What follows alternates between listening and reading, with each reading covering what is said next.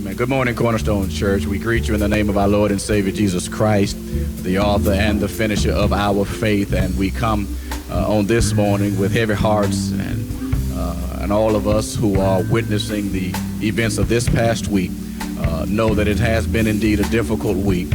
We pray that God's word will help us all to heal today, and He will help us to make it through today as we try and endeavor to bring His word to each and every one of you.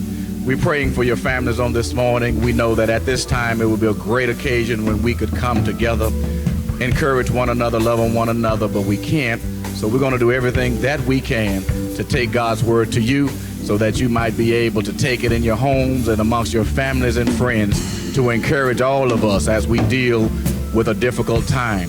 The racism and the things that we see are not new to us, but we must know that our God has always been there with us. And He said He'd never leave us nor forsake us. We're going to have a word of prayer, go right into our praise and worship, and then come back with a word from the Lord that we pray will be a help to you and an encouragement to you.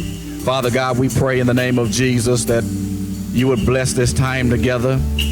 Even, oh God, as we face some turbulent seasons, we're in the midst of a pandemic, and we're also in the midst of an epidemic that seems to never cease. Black men are still dying at the hands of our officers. Lord, we lift up our race to you in the name of Jesus. And then, oh God, all of the officers and first responders that we know do a great job. But, oh God, we pray that we will find the love that's missing in our hearts, and that our minds would be attuned toward your word. Lord, we pray in the name of Jesus for every church that's open as we try as best we can to bring a word of clarity and understanding to our people and all those that are listening and watching.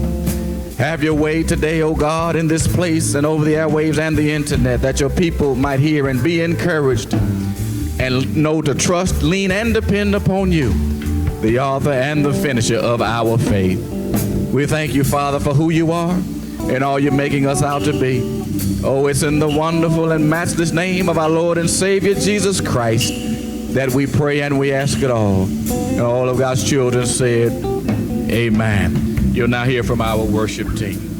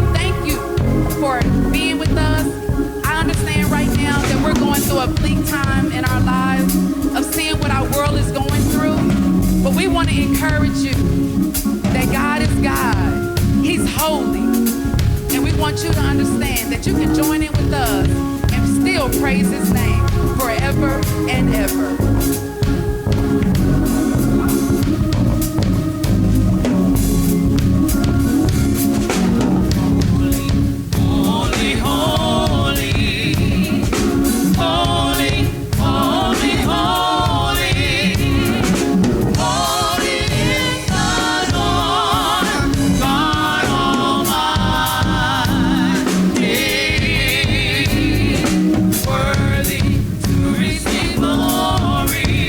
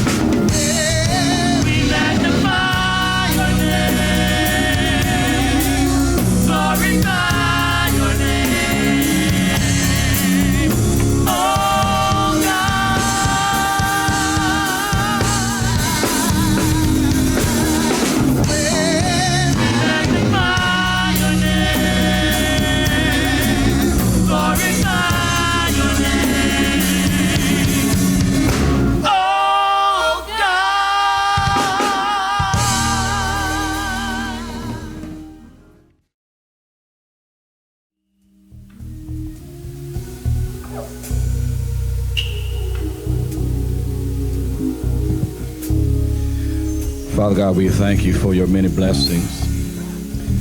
We thank you for your tender hand of mercy, and we thank you for this powerful privilege of preaching and proclaiming your word. Father, if there is any time in which we need to hear from you, it is right now. There's so much hurt and so much pain and confusion that I know that many deem or feel as though they won't be able to make it. But we thank you, Father, that all down through the ages you have shown yourself to be with your people. And Lord, we need you like never before. Lord, we pray for the brokenhearted and the oppressed and the ill and the infirmed. And then, oh God, we pray for your divine protection of your people, and then we pray for the anointing of your word, that it might pierce hearts and minds, that the angry will see the need to show love, and that the disenfranchised may find their place in a society that has seemed to ostracize so many. Lord, speak to our hearts, speak to our minds, and fill us with the precious Holy Spirit, that we might declare your truth with boldness and with clarity. Speak, O God, as only you can. In Jesus' name we pray, and we ask it all. Amen and amen. Well, God bless you, Cornerstone Church and family and friends. Again, we are blessed to be with you on this day, and we pray that wherever you may find yourself and whatever you may be doing, that you are safe not only now from a pandemic, but are safe now from the violence and the things that we are seeing as we have witnessed yet again another African-American man being slain at the hands of police officers. And our hearts are aching and are with that family, but this is not the first time. And I dare say it may not be the last time.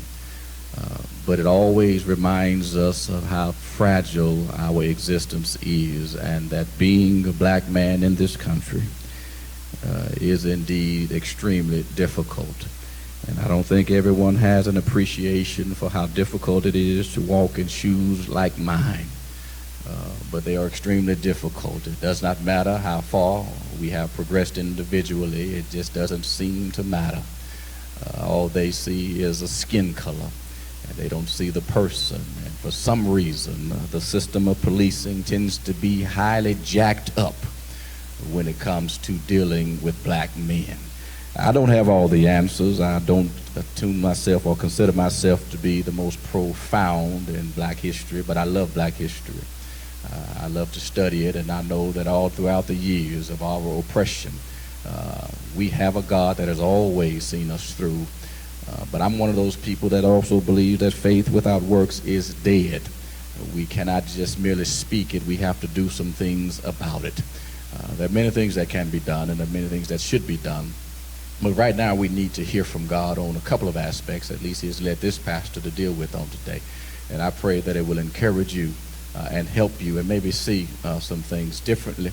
But I would encourage you to educate yourself and put yourself in a position to deal with the systemic racism and the systems of oppression that have held us down for so long, and then be able to fight this battle with some knowledge and understanding, and also course it and fill it with love for our fellow man. I want to turn your attention to the book of Ezekiel, chapter 13, verses 20 and 21. And on this morning, I'm going to read from the New Living Translation these two verses, for it captures the essence of what we're wanting to say this morning, being led by the Spirit of God.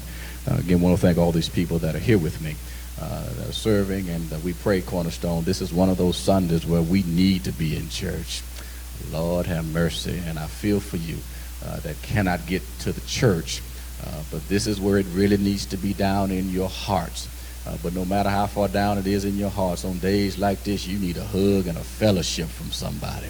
And so I'm doing the very best I can to make sure you know and understand we love you and that it's going to be all right after a while. Ezekiel chapter 30, verses 20 and 21.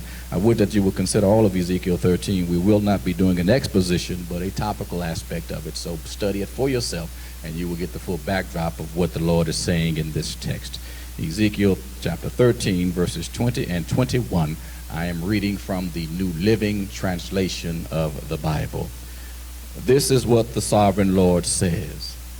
I am against all your magic charms, which you use to ensnare my people like birds. I will tear them from your arms, setting my people free like birds set free from a cage. I will tear off the magic veils and save my people from your grasp. They will no longer be your victims. Then you will know that I am the Lord. The B part of verse 20 says, setting my people free like birds set free from a cage. From this area of scripture, I want to use this thought for you this morning. The caged bird is singing. The caged bird is singing. You may be seated in the presence of the Lord. The caged bird is singing. Many would recognize at least a portion of that subject that is derived from a book written by noted poet laureate Maya Angelou titled, I Know Why the Caged Bird Sings. Her title, however, it has its roots in a poem written by Paul Laurence Dunbar called Sympathy. And in that writing of that poem, Paul Laurence uses the last stanza of that poem to simply say, I know why the caged bird sings. For Paul Laurence Dunbar, who was born to ex-slaves in 1872, the caged bird is bruised wings by a continuous beating of the wings against the metal cage as the bird desires to be free. And all the while that this bird is beating its wings to the point of bleeding against a cage that it is narrowly confined in this space, it chirps, it sings to itself, having a brutal desire to be free. And when I look at this particular text and the verse that I have read to you, broadening the context, if you will, I see that the prophet Ezekiel is preaching against the false prophets of his day. For he found himself having to minister and being called to minister to the children of Israel as they were getting ready to go into Babylonian captivity. And as a matter of fact, he was the preacher or the prophet to those going into exile. He was commissioned as the watchman for the people of Israel. As a matter of fact, if you read chapter 12, verse 2, the Bible calls him the Son of Man, that he was living among a rebellious people. A people that had turned their eyes away from God. As a matter of fact, the text says they have eyes, but they do not see. They have ears, but they do not hear. They are a rebellious people. As a consequence, Babylonian captivity would come to pass. And when you get to chapter 13, the prophet then addresses what tended to have become a blind optimism by the children of Israel. For they did not believe that God's wrath would come upon them as the prophet was preaching. But in fact, it would. In chapter 13, God has the prophet Ezekiel to deal with the lying and the false prophets of his day. Ezekiel then comes up against the false prophets, against their arguments, and the Bible says that they had not seen anything. As a matter of fact, they were prophesying out of their own imaginations, for they had not heard a word from the Lord. And quite often, my brothers and my sisters, at times in which there are difficult and people are vulnerable, there are always fake folk, false prophets and persons who prey upon those who are suffering and those who are hurting. And those of us whose skin has been touched by nature's sun have found ourselves in a constant state of oppression and suffering. And as a consequence, we have bought into many lies of those who are, what I dare say, false prophets of our day. We have often believed the words of those who have no ilk in our profitability or have no reason for us to get better from the states in which we found ourselves. From the days we were dropped off in 1619 Jamestown, Virginia, all the way up until now, we have always had to fight and to claw our way for the basic necessities of life. Ezekiel condemns them for saying in verse 10 that there was peace when there really was none. And God said, I will tear down all of your lies. I will tear down everything. I love the scripture when it says, fret not thyself of evildoers, and be not envious of the workers of iniquity, for they shall soon be cut down. God has Ezekiel dealing with the false prophets and prophetesses of his day. They all were preaching and teaching lies to the people that God would not deal with them in a righteous manner, that God would not deal with them, and the sin and the consequences of sin would have a full bearing upon them. God calls Ezekiel to deal with them. And when you get down to verse 17, as I stated, he began to deal not just with the prophets, but the lying prophetesses. For there were ladies who were also lying. When you look at the text of verse 17, it says, set your face against the daughters of your people who prophesy also out of their own imagination. There's something about creating our own imaginative existence and then pushing that narrative off on others. There's a false narrative that tries to help us to think that everything was all right, when we know even before the pandemic everything was not all right. There was always injustice. There have always been inequality, and voices have been singing down through the years that we need to pay close attention. But sadly, some of us whose skin have been touched by nature's sun, who have climbed what they call the ladder, have tended to forget that their brothers and sisters left to rot in these inner cities. And then they're like caged birds, and when they start singing, we want them to go home. But the caged bird has no choice but to sing and to say something, for it is relegated to a narrow confine of existence, and it desires to be free. And all it can do is chirp, chirp, and chirp and beat its wings, therefore causing self-inflicted wounds. When you look at our existence, though we have issues across the races, we know we have our own issues within. And it is because these caged birds can't do anything but fight one another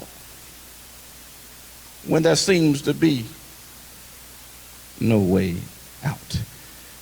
He deals with the false prophets, and then he deals with the prophetesses who all were throwing out their own false imaginations and saying that God was not real. And then when they would say that their own false imaginations, they would then desire for God to do what they said. And Ezekiel was called to minister at such a time, as not only would he deal with the people who had gone astray, but he would also have to deal with the false preachers of his day. Hello, pastors and preachers. Welcome home. We're having to deal with a lot of wrong preaching and bad doctrine that is falsely proclaiming that all is well. Oftentimes it's based on a false prosperity, that everybody should have everything that they desire, when the Bible is clear that some of us will suffer, and as a matter of fact, all of us will suffer in some way as we walk along this narrow way. He deals with the false prophets, and then he deals with the prophetesses of his day in their own imaginations. And when you get down in the text, the Bible says, the Lord says, you have profaned, verse 18, among my people for a few handfuls of barley and scraps of bread. In other words, they sold them out cheaply. Lord, help us today. He says they were lying to the people who listened to your lies, and you have killed those who should not have died and spared those who should not have lived. Listen, my brothers and sisters, when you look around and see who's being incarcerated and who's being exonerated, it's enough to drive you crazy. How can people who've sold out a nation get less time than the brother selling a $5 bag of weed. There's something wrong with this justice system that is supposed to be blind, but it tells me it can see clearly. And what it sees quite often is who's sitting across in the seat of judgment. And then that verdict is already rendered before we take a seat. And that if you don't have enough money to buy your way out, then they will send you down the river of incarceration. Not only on an individual basis, but on a massive scale. Yeah, the caged birds are singing. But God has a good word when he deals with the prophetesses of his day. When you get down to verse 20, the Lord says, I'm going to do something about this. The sovereign Lord says, I'm against your magic charms. And when you deal with magic charms, many of you are familiar with charm bracelets. That's where the concept comes from. Back in the days of false divination, they would create charm bracelets, if you will, and then they would literally treat them as if they had some divine power. God says, I'm against those charm bracelets. I ain't mad at nobody for wearing your little bracelet. I'm just using it as an analogy. It don't have to be your God, but understand if you got a charm bracelet, have a scripture on it. Bless your heart. He says, I'm against your charms which you have used to ensnare my people. Listen, y'all, when you think about the fact that we are ensnared, that leads me to my subject, that the caged bird will sing. We're witnessing the caged birds singing. As a matter of fact, Dr. King said, rioting is the voice of the unheard. When you are not heard, when you don't seem as though anybody is listening, you tend to cry out in wrath and in unbridled anger. It's the voice of the unheard. It is how caged birds are singing. They've been singing since every gardener could not breathe. They were singing when Trayvon Martin was carrying his Skittles and his jar of tea. We've been singing since Botham Jean was in his own apartment. We've been singing since Antonia Jefferson was at home playing a video game. We've been singing since Arbery was running down the street jogging and the good old boys decided he was in the wrong neighborhood. We've been singing. We've been trying to get the world's attention. I remember the time when I was driving to Houston with some friends. We've been singing since then. They pulled us over, got us all out of the vehicle, and asked us where was the drugs. Each of us looked at each other. We did not know right now at that time it was not uncustomary for them to plant drugs in your car. Once they pulled you out, just show us the drugs, the officer said, and we'll let you go on your merry little way. But thanks be to God that Fred Cox Jr. had just graduated from the University of Illinois and had his class ring on his finger. The officer looked down at the class ring and said, oh, you went to U of I? He said, yeah, just graduated. He said, well, okay, I'll let y'all go. I can't help but wonder what would have happened if he had left the class ring at home.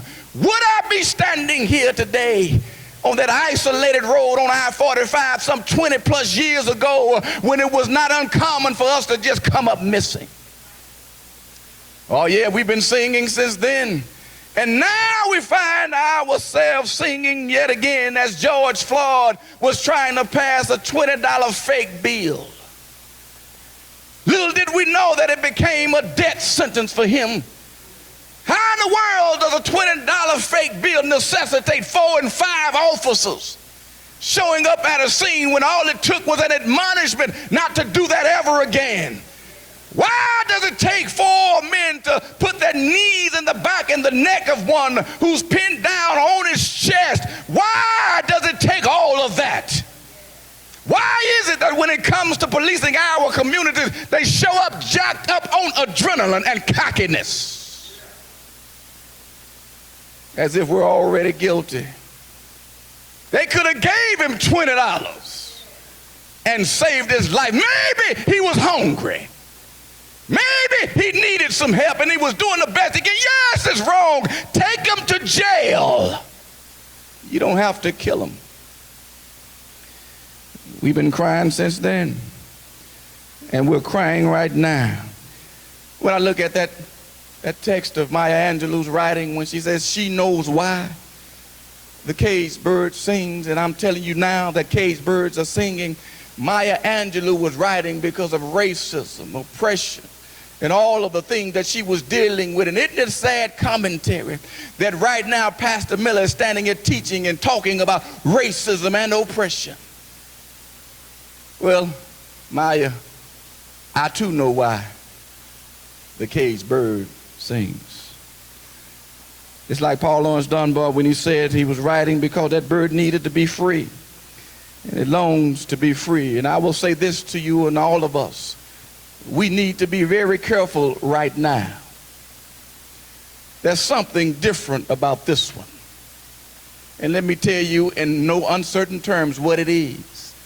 We have a commander-in-chief that's a detonator-in-chief. And if we're not careful, the words of detonation will come emanating from the mouth of an unlearned, arrogant leader who could detonate this thing and take it places that you and I don't desire for it to go. So listen, caged birds, you must understand that there is a proper way to bring forth that melody of our hearts of anger and anguish. We must be very, very careful as we're now hearing tales of 1960 policing, to which the detonator-in-chief is thinking about sending dogs out on our trail. Listen, caged bird, as you're singing, watch the melody that emanates from our hearts. I'm not seeing good melody. It does no good to burn down the target that we fought to get built in your community, in our communities. The places where grandmother has to go and push her little cart to get her medicine and to get the necessities of life. If we tear them down, where do they go? Does no good to burn down the shoe stores that we have fought so hard to put up in our neighborhood. It does no good to burn down the little food store. It does no good to burn down our own black enterprises. It does no good to do that. Listen, caged birds, you got to change your melody. Yes, we're angry. Yes, we're frustrated, been frustrated for 49 years, but you've got to learn how to deal with it. Dr. King fought it and got civil rights legislation. Dr. King fought it and got voting rights legislation. Listen, you and I must learn a different melody. And then it allows others to hijack your message, because everybody out there breaking bricks ain't black. Everybody out there busting windows out are not for the cause. They are for inciting. And then it makes us out to look as if we don't care and that we're like animals. It's an intentional endeavor and diversion tactic that has been used for years. And if you study your history, young man, study your history, young lady, there's a way to attack this. Listen, if we can get out and march like this come November, I need you to see they down there voting. They might not let you vote absentee. So that means if we ain't scared of the pandemic, don't be scared in November. Get out there and vote and get some of these folks out of office. We went to sleep in 2016 and we woke up to a changed world because we got trumped. Well, we can't let that happen again. I'm all for protesting, yes, but don't tear down your communities. I'm all for voicing it, yes, but don't rob yourself of the place you shop, because you're going to wake up and wonder, where do you go? And everything is going to be closed. Yes, let our voices be heard. Sing, caged birds, sing. But watch the melody that's coming out of your heart, because the wrong melody muddles the message. and it ceases to be about what Colin Kaepernick was kneeling about, as others hijacked that narrative and turned it into an argument about the flag. We weren't worried about no flag. We were worried about policing in our communities that has turned into a militaristic style. And I got a word for my police brothers and sisters, know many of them, and they do a wonderful job most of the time. Most of them are law-abiding and try to do things right. And your job is extremely difficult. But there are some that you can train and you can teach, but you can't transform their hearts and their minds. That's the difference. They have no ability to relate in a community in which they know nothing about. They know nothing about why is it that when they pull up on a scene that a whole family is standing out there. That's just how we do it. We take care of one another. They don't understand why a young man down in Austin could drive all the way up to his grandmother's house because he was afraid, and they pull out a bit. Well, he's afraid because if you catch him out on a dark road, he don't know if he'll make it. And all he did was run a red light. Listen, y'all, when you're policing our communities, you ain't got to be so cocky. Calm down and talk to people like they have some sense. A $20 bill should not lead to a death sentence. And that's why we're angry. It could have been me. It could be my son. It could be my nephews, your nephews. It could be any of us. What $20 encounter and how many of them have we had that have not led to such a drastic end? Cage Bird, watch how you sing. But as I get ready to close, there's some good news in this text. When I read verses 21 through 23, it tells me that God is a God of the oppressed. Yeah. When you look at the text, as we close, look at the text, verse 21. It says, I'm going to tear off the veils, and I'm going to save my people. See, God is always for those that are oppressed. He says, I'm going to rip it down, and when he pulls down the veil, it gives us eyes better to see. What do we need to see? He says simply, then you will know that I am God. Well, people might be wondering, what's the root cause analysis, preacher, pastor? What's really going on? I'm going to tell you something that they ain't going to play on CNN. Love them. I'm going to tell you something that you won't hear. It's right in the text. Know God. Well, when you know God, what do you know about God? God is love. Can I ask you a question? What would happen if we just loved one another? So many people are running away from Christianity, talking about it means nothing, it does nothing, it's about nothing. All of Scripture is fulfilled in one word: love. What would happen when nothing else would help? Somebody said it was love that lifted me. Officer, what would happen if you loved me? Rioters, what would happen if you loved that store owner? Mr. President, what would happen if you speak love and not hatred? What would happen, sir, if you cared more about everybody else and not yourself? What would happen? You might get reelected. What would happen if we cared enough about our fellow man, even to the point to where you could have a different belief system, but I love you enough to leave that between you and God? What would happen if we love? You might have difficulty with your gender understanding. That ain't my place. Let God deal with that. What if we love them just like everybody else? Yeah, we got to speak the truth, but it should be done in love. It's right there in the text. He said, then you're going to know that I am God when I deliver my people. That's the story. The caged bird is singing. And now I'm like Maya Angelou and Paul Laurence Dunbar. I know why the caged bird sings. But caged bird, watch your melody, because your melody is muddying your message. And nobody's going to hear our cry if we're burning down the city. I pray that we'll hear a word of encouragement out of this.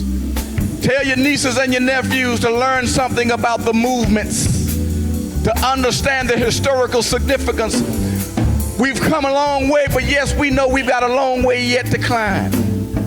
But we cannot do it if we take 15 years steps back and hearkening back to the days that we had nothing in our communities, and now we have a few things. And we're being deceived into burning them down by rabble-rousers who are hijacking the marches and the protests. Don't let that happen. Don't let that happen. Be wise. And then follow what the text says. You got to know God. You have to know him. If you want peace, you can't lean to your own understanding. In all our ways, we must acknowledge him. And the Bible says he'll direct our paths. We've got to let love be shed in our hearts one to another. Though we might disagree, love will prevent me from hurting you. Love will let me reach in my pocket and give you $20 to buy you something to eat. Love will do that. Love doesn't chase black men down streets and kill them in the middle of the street. Love don't do that. And don't tell me to be quiet. I gotta say something. Don't tell me to do something else and go home. I gotta say something. But what I won't do is burn down my city. We can't condone that. But we will fight. We will seek truth. And we will seek justice. Here's my last word to you. I'm serious when I say go vote. Not gonna tell you to vote for, but you might know who I don't like. That's all right. Not gonna tell you that, but then this is what you do. You go down and you get the names of those persons that are sitting on the Texas Supreme Court. You figure out how they voted. That should guide yourself with knowledge. Inform yourself and then get ready to go out and exercise that right. Don't sit at home. If we can march now, march in November. And let our voices be heard intelligently. I'm going to pray now because the caged birds are singing. I'm going to ask those that are present with me to stand to their feet, and we're going to pray. Normally we'd be holding hands, but we can't do that right now, but we're going to pray. Wherever you are watching, if you're brave enough, you ought to stand to your feet in your house. You ought to cut some stuff off. I give you 2 minutes. Turn some stuff off. Cut the stove off, turn the TV off, keep watching this, but turn stuff off. It's time to pray because God gave us the answer to how to do this. If my people who are called by my name would humble themselves and pray, we got to pray. After we pray, then march. After we march, pray again. And after we pray again, march again. And after you march again, pray again. Pray and march. March and pray. Pray and march. But don't turn down your communities. That won't help anybody. Sing, caged bird. And God says he's on the side of the oppressed. And he's going to set us free. And who the Son sets free, that's Jesus Christ, is free indeed. We're going to pray. Father, we thank you, oh God, for your word. We thank you, oh God, for your truth. And as we saw in your text today, there are liars and deceivers everywhere. We pray for your truth to go forward. That at the end of the day we see that you simply want us to know you. So, oh God, as the cage birds are singing, you said that you would set us free in accordance with your word as long as we align ourselves with truth. We pray for that grandmother that I saw on TV this morning crying because her store was burned down. We pray, oh God, for our policemen and women who, for the most part, do the very best that they can. But then, oh God, we pray for those who fail us as a society. And then, oh God, we pray for our anger to be assuaged. But it's difficult, Father, when it takes 2 and 3 days to make an arrest when we go to jail for the smallest of incidents. Lord, that is not right. And I believe you know it. Lord, we're in the middle of a pandemic, but the epidemic of hatred and racism still exists. And then, oh God, we ask you, Father, to help us in these illnesses and sicknesses and diseases that's also plaguing our people. And then, Father, we pray for the leadership of this nation. Lord, it's painful to watch the lies. Can we be honest with you, Father? It's difficult to watch the unbridled arrogance and hatred. It's difficult to watch. It makes us angry, God. But you told us to be angry and sin not. So we pray for a spirit of love and control, that as we march and as we fight, that we don't destroy. In the name of Jesus. Now, Lord, help us as a ministry and as a church. Help your pastors worldwide to not be afraid to speak that truth and call out sin for what it is. There's a lot of wrong going on, oh God, that I believe is simply being unmasked, that all was never well. We can't make America great again because it never was. We need you. We need a right position with you through your darling Son, Jesus Christ. And then we need to be filled with the Holy Spirit. Then we need to get in your word, that your Spirit will take that word and transform our hearts and our minds. We're thankful for the training. We're thankful for the teaching. But, oh God, we need transformation. We need new hearts. In the name of Jesus. Lord, we thank you. We bless you. And we praise you. In Jesus' name. Amen. God bless you, saints of God. We love you. Keep praying for us, and we'll pray for you. Stay safe and stay prayerful. Stay under control.